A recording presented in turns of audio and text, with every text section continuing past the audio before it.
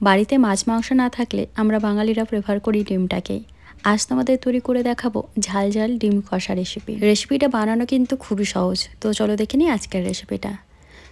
ডিম কষা বানানোর জন্য প্রথমেই আমি এখানে 6টা ডিম সেদ্ধ করতে বসিয়ে দিচ্ছি। তো অল্প লবণ দিয়ে ডিমটাকে আমি সবসময় সেদ্ধ করি, এতে করে ডিমের খোসাটা কিন্তু খুব সহজে ছাড়ানো যায়, মানে খুব ভালোভাবে ছাড়ানো যায়। আর এখানে একটা মশলা তৈরি করে নিচ্ছি, তার জন্য মিক্সিং জারের মধ্যে 4টে কাঁচা লঙ্কা, এখানে 8-10 কোয়া রসুন দিলাম, আর দিচ্ছি 1 ইঞ্চ আদা।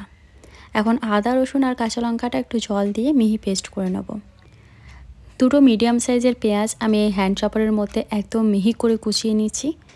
তোমাদের কাছে যদি এরকম হ্যান্ড চপার না থাকে তোমরা কিন্তু পেঁয়াজটাকে একদম মিহি করে কুচিয়ে নেবে। তো এই যে এরকম করে মিহি করে কিন্তু কুচিয়ে নিতে হবে। এখন একটা পাত্রের মধ্যে গুঁড়ো মশলাগুলো নিচ্ছি 1/2 চামচ লঙ্কার গুঁড়ো, 1/2 চামচের একটু কম হলুদ গুঁড়ো, কাশ্মীরি লঙ্কার গুঁড়ো দিলাম 1/2 চামচ, আর 1/2 চামচ দিচ্ছি জিরের গুঁড়ো, দিচ্ছি 1/2 চামচ লবণ। এখন জল দিয়ে এই শুকনো মশলাগুলো গুলে আমি সাইডে রেখে দেবো, রান্নার সময় এটা কাজে লাগবে। এইভাবে রান্নার আগে গুঁড়ো মশলাগুলো একটুখানি গুলে রাখলে কিন্তু গুঁড়ো মশলাটা বেশ ভালো করে ফুলে যায়। আর এই দিয়ে কিন্তু আমি ডিমগুলো সেদ্ধ বসেছিলাম, ডিমটা সেদ্ধ হয়ে গেছে, এখন খোসাগুলো ছাড়িয়ে নেব। তো এই যে একটু লবণ দিয়ে সেদ্ধ করলে দেখুন কি সুন্দর খোসাগুলো এইভাবে ছেড়ে যায়। এখন সমস্ত ডিমের খোসাগুলো ছাড়িয়ে নিচ্ছি। আপনারা চাইলে কিন্তু এই রেসিপিটা হাঁসের ডিম বা দেশি মুরগির ডিম দিয়ে বানাতে পারেন, খুবই সুন্দর হয়। আমি এখানে নর্মাল মুরগির ডিম দিয়েই বানাচ্ছি। এখন সেদ্ধ ডিমগুলোর গায়ে এভাবে ছুরি দিয়ে একটুখানি কাট লাগিয়ে নিচ্ছি।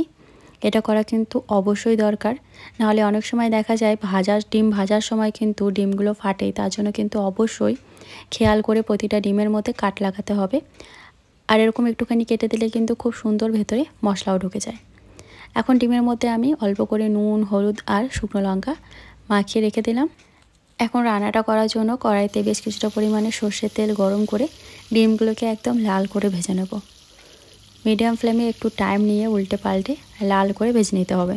ডিম কষার জন্য ডিমগুলোকে একদম লাল লাল করে ভেজে নিলে কিন্তু ডিম কষার স্বাদটা আরও বেশি ভালো হয়।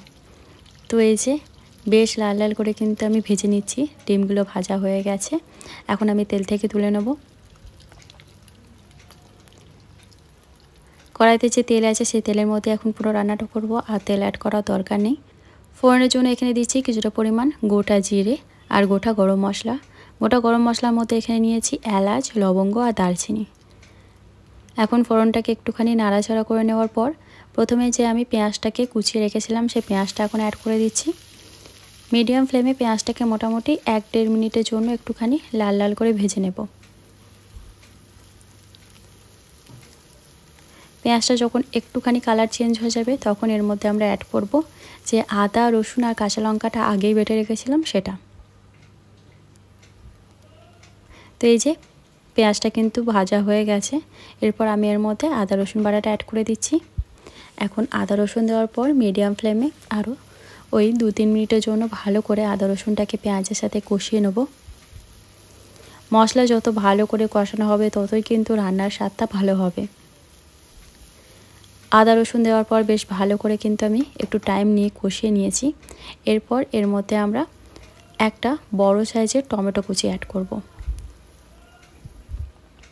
তোমরা চাইলে এই টমেটোটা কিন্তু মিক্সিতে পেস্ট করেও দিতে পারো, বা চাইলে এরকম করে কুচি করে কেটেও দিতে পারো, কোনো অসুবিধা নেই। এখন টমেটোটা একটু সফট হয়ে যাওয়া পর্যন্ত ভালো করে এভাবে আমি কষিয়ে নিচ্ছি। টমেটোটা যখন একটুখানি নরম হয়ে আসবে তখন এর মধ্যে যে গুঁড়ো মশলাগুলো গুলে রেখেছিলাম আগে থেকেই সেটা অ্যাড করে দিচ্ছি। যেহেতু এর মধ্যে লবণ, হলুদ সব কিছুই দেওয়া আছে গুঁড়ো মশলার মধ্যে, তার জন্য কিন্তু আলাদা করে আর লবণও অ্যাড করার দরকার নেই। এখন আর কিছুই করতে হবে না, মিডিয়াম ফ্লেমে এইভাবে অনবরত নাড়াচাড়া করতে করতে খুব ভালো করে কিন্তু কষিয়ে নিতে হবে। তো এই যে ঢাকা চাপা দিয়ে আমি খুব ভালো করে কষিয়ে নিচ্ছি। যদি প্রয়োজন পড়ে তাহলে কিন্তু অল্প অল্প জল দিয়ে কষিয়ে নিতে হবে। আর এখানে কষানোর জন্য যে জলটা ব্যবহার করছি সেটা কিন্তু গরম জল ব্যবহার করছি। গরম জল দিয়ে রান্না করলে রান্নার স্বাদ খুব ভালো হয়। তো এই যে মশলা কিন্তু খুব ভালো করে আমি কষিয়ে নিয়েছি, দেখতেই পেলেন মশলা থেকে কিন্তু তেল সেপারেট হতে শুরু করেছে। এখন আমি এর মধ্যে ভেজে রাখা ডিমটাও অ্যাড করলাম। ডিম দেওয়ার পর আরও 2-3 মিনিটের জন্য ভালো করে কষিয়ে নেব। আগেই বললাম মশলা যত ভালো কষানো হবে তত কিন্তু রান্নার স্বাদটা ভালো হবে। ডিমটা দেওয়ার পর ঢাকা চাপা দিয়ে আরও 3 থেকে 4 মিনিটের জন্য আমি কষিয়ে নিয়েছি। আর দেখতেই পাচ্ছেন ডিম কষার কালারটা কত সুন্দর এসেছে।